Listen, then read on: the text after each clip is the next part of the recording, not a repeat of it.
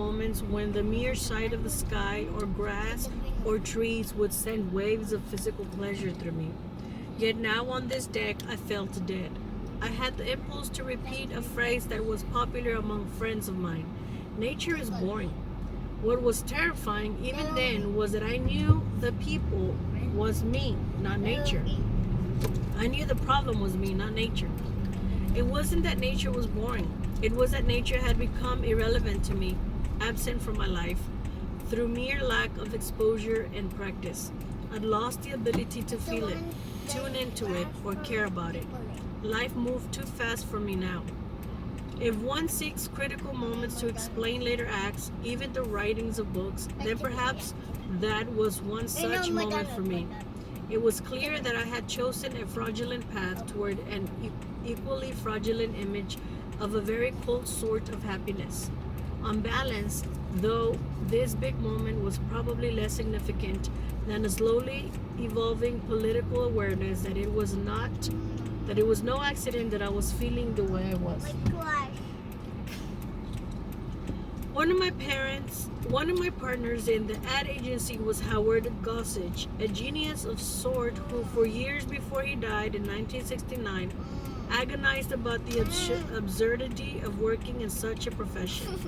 I'd hate to go to my grave and be remembered as the man who invented Beethoven's sweatshirts or competitions on paper airplanes.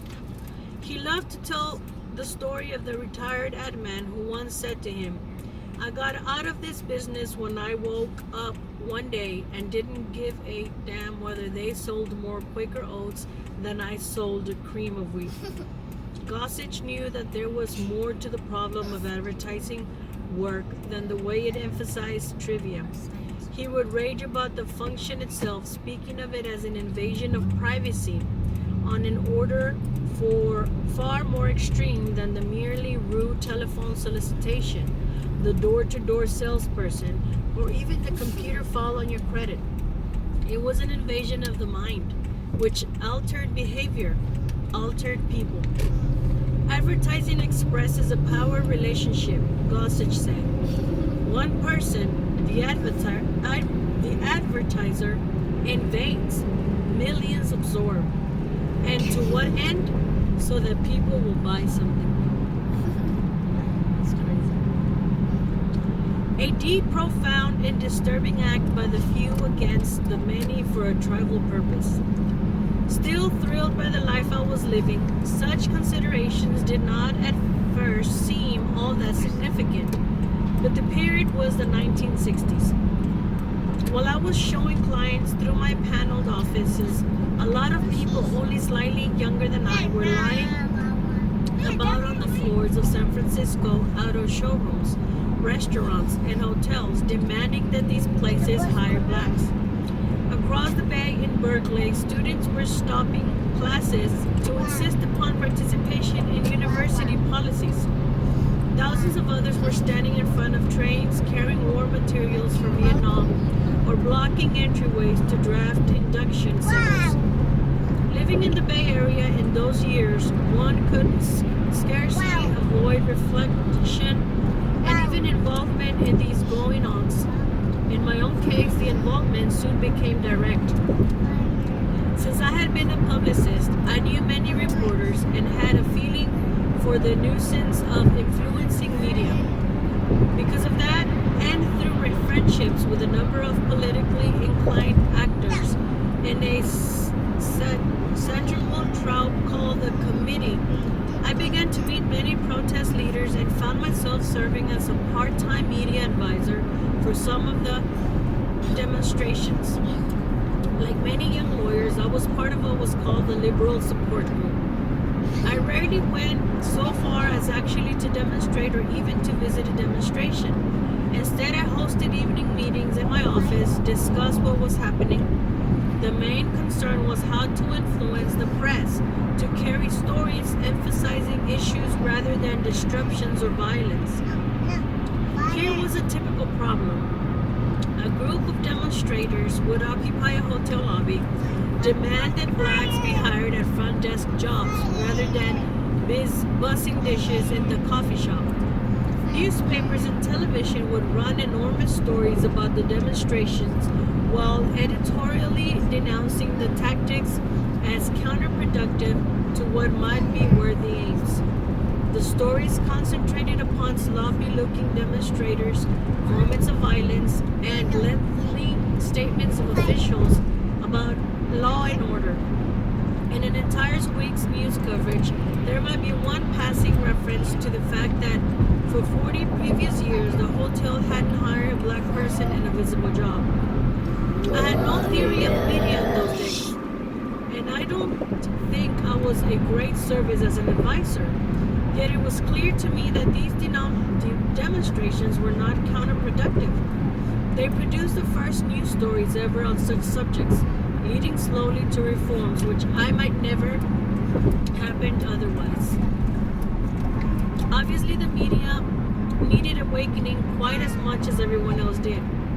Another realization was drawing upon me. As I commuted mentally between the interest of the demonstrators I talked to in the evenings and the interest of my commercial clients, I grew more and more impressed with the effect that the mere possessions of money has upon the kind of information that is dispensed through the media. My evening clients, speaking of social issues, needed to organize hundreds of people into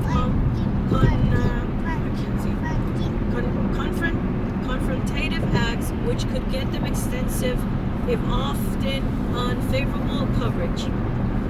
Or if they chose less confrontative routes, they could spend weeks of time and all their hard-won nickels and dimes to organize press information programs which would, at the most successful, net them a few inches in the back of the newspaper. Meanwhile, any of my daytime clients, speaking for commercial purposes, could and did buy advertising spaces and time worth tens of thousands of dollars. Then they would do it again the following week. I already knew that in America, all advertisers spent more than $25 billion a year to disseminate their information. Now, however, I was beginning to pay attention to an obvious yet little noticed aspect of this situation. Virtually all of the $25 billion was being spent by people who already had a great deal of money. These were the only people who could afford to pay $30,000 for one page of advertising in Time, or $50,000 for 1 minute of prime television time.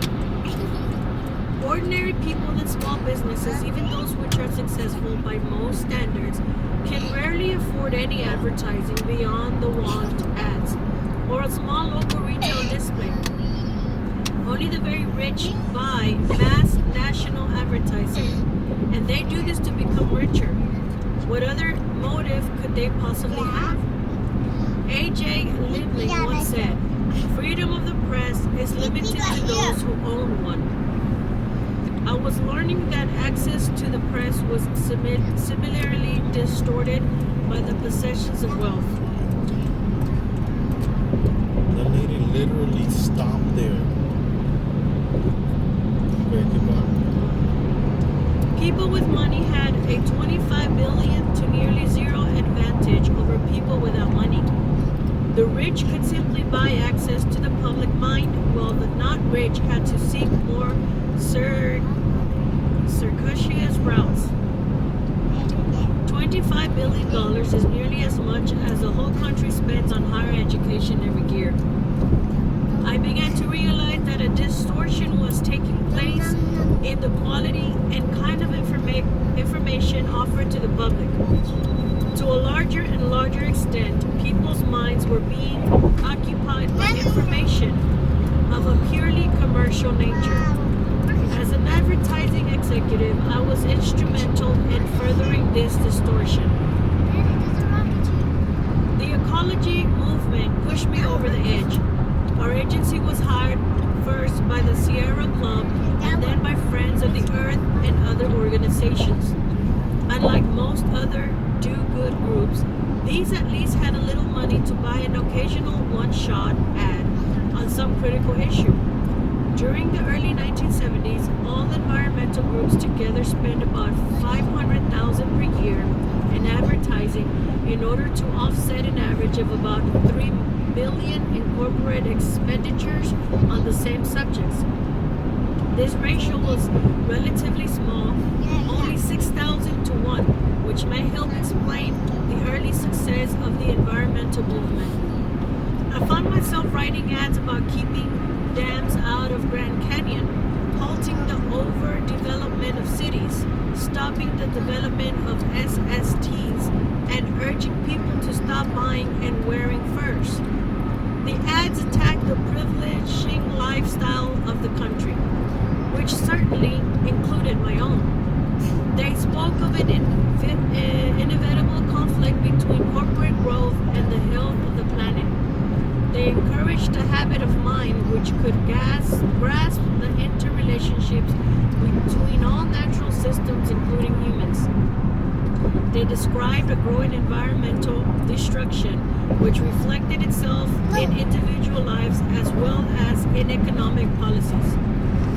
As I wrote these ads and thought about them, it got harder and harder to separate my new perspective from an awareness that it was in conflict with our corporate work. What was it?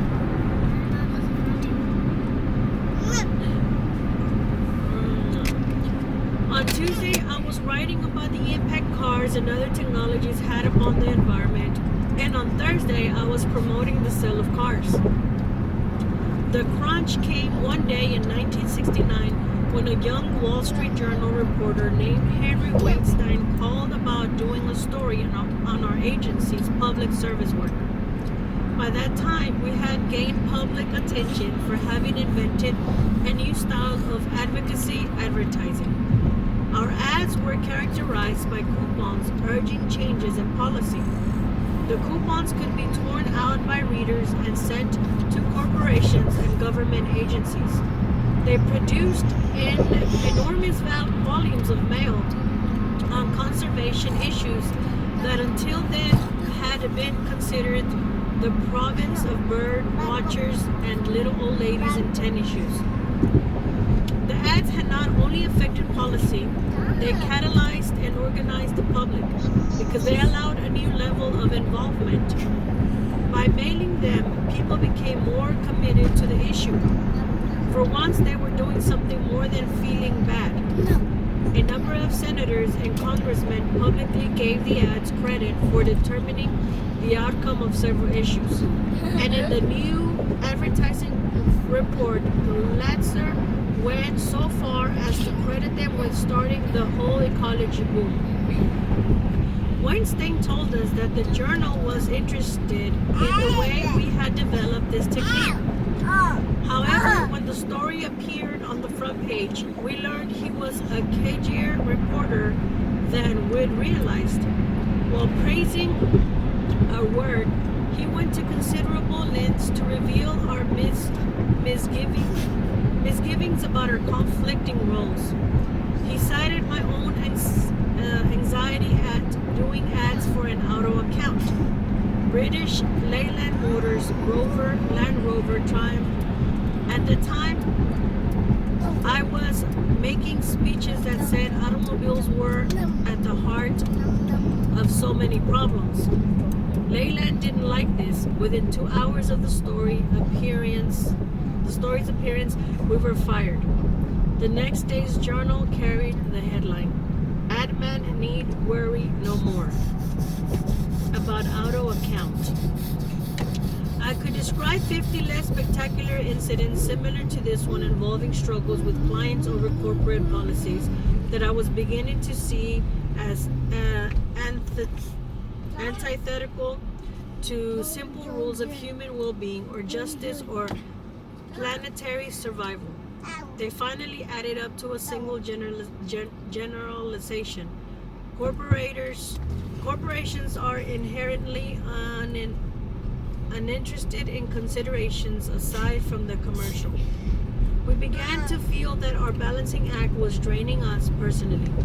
At last we saw that it was doomed to fail.